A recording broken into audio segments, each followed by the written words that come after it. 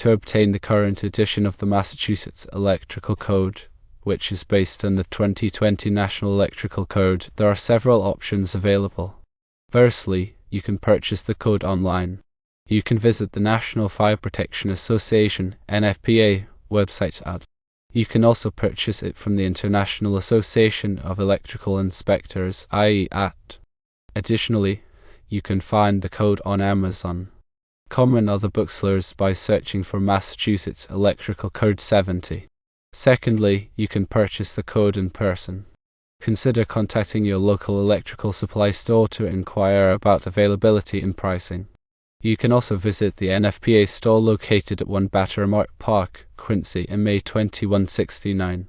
The IE store is located at 119 Court Park Drive, Suite 3, Billerica, MA 1821. Thirdly, you can access the code online for free in some instances.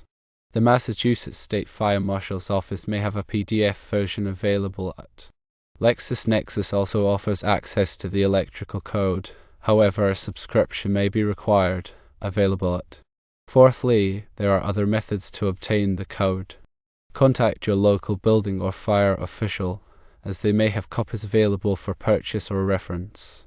Enrolling in continuing education courses is another way, as many electrical continuing education courses provide participants with a current copy of the code as part of the course materials. Remember to ensure you are obtaining the correct 2020 edition for your needs.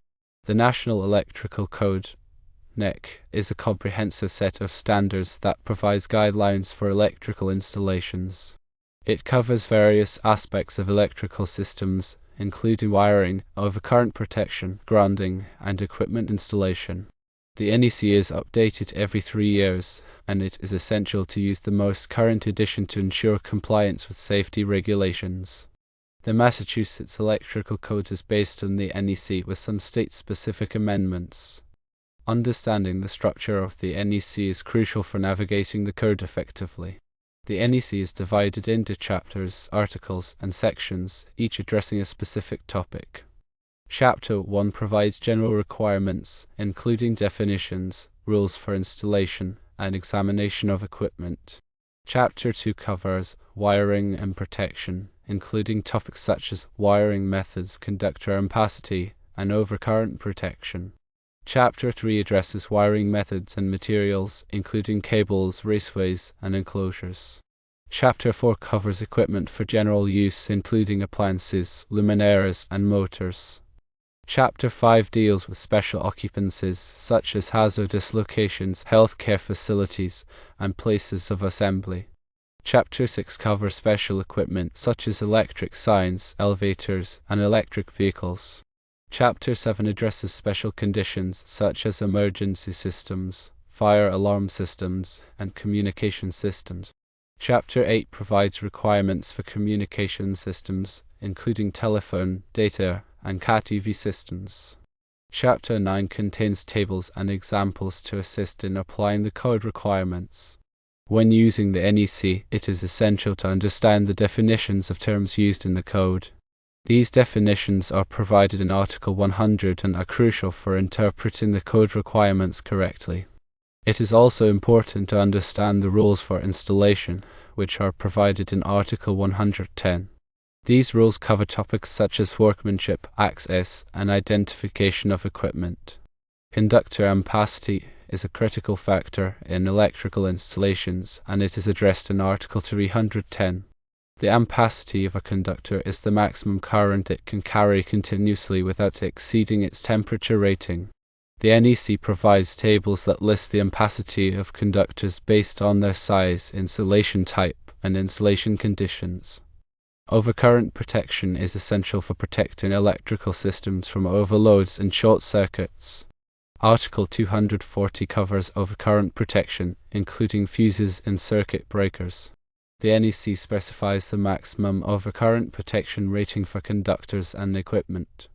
Grounding is another critical aspect of electrical safety, and it is addressed in Article 250. Grounding provides a low impedance path for fault current to return to the source, which helps to prevent electric shock and minimize damage to equipment. The NEC specifies the requirements for grounding electrodes, grounding conductors, and equipment grounding. Wiring methods are addressed in Chapter 3, and the NEC provides requirements for various wiring methods, including cables, raceways, and enclosures. The choice of wiring method depends on the application, the environment, and the requirements of the code. Equipment for general use is covered in Chapter 4, and the NEC provides requirements for various types of equipment, including appliances, luminaires, and motors. These requirements cover topics such as installation, wiring, and overcurrent protection. Special occupancies are addressed in Chapter 5, and the NEC provides additional requirements for these occupancies due to their unique hazards. These occupancies include hazardous locations, healthcare facilities, and places of assembly.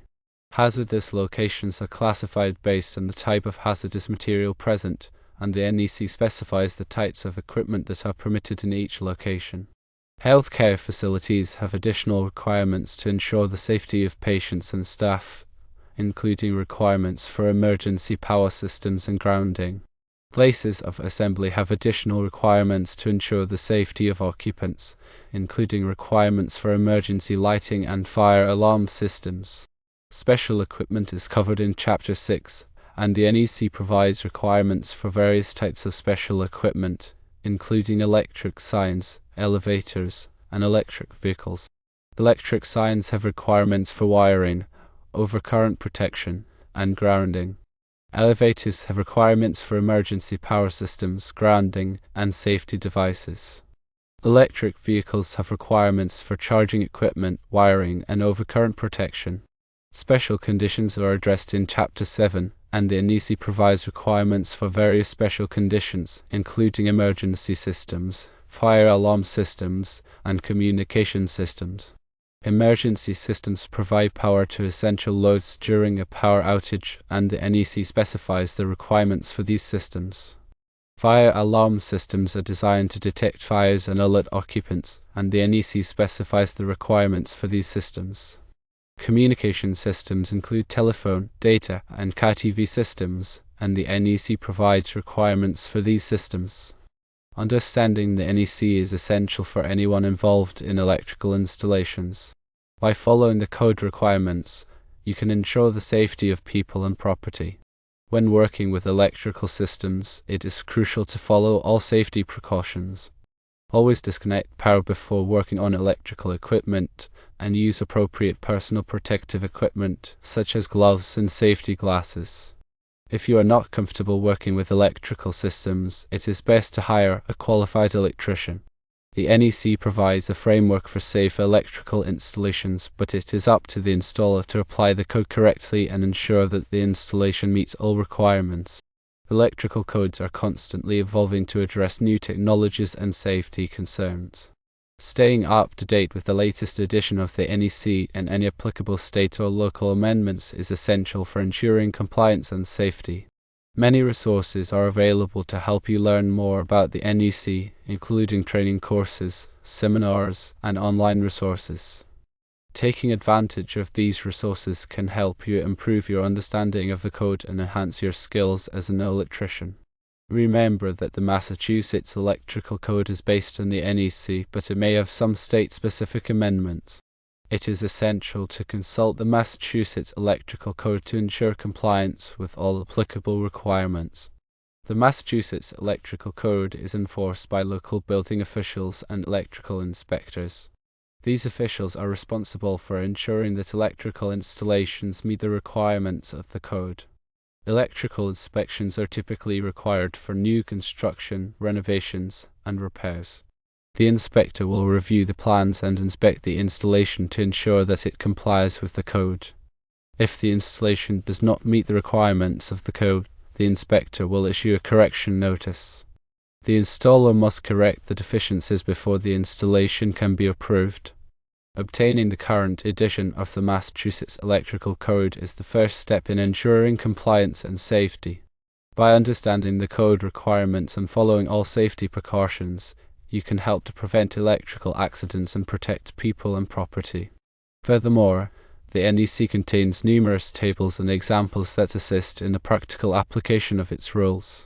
For example, Table 310.16 provides ampacity ratings for various conductor sizes and insulation types under specific conditions.